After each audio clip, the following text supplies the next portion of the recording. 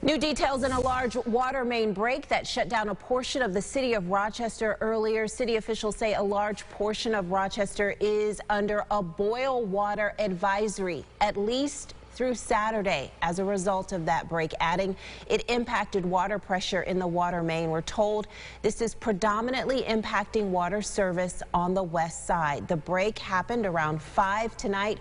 Crews have been working to assess and repair things ever since. As a result, City Branch libraries closed down early, along with multiple rec centers, including Tyshawn Caldwell, Egerton, and the Rochester Community Sports Complex. City officials assure us they are working on this break. That we're on this. We have our capable crews out. They're taking care of it as best they can. This is not as simple as just finding a leak somewhere. This is a water main break, and the fact that the water is reaching the street level means that it makes it that much harder to get to it, but we're on it, and we're going to make sure we maintain all of our essential services. Rochester police officers are urging people to avoid West Main Street to Atkinson Street as crews continue to work. City officials say the water main was initially installed in 1899.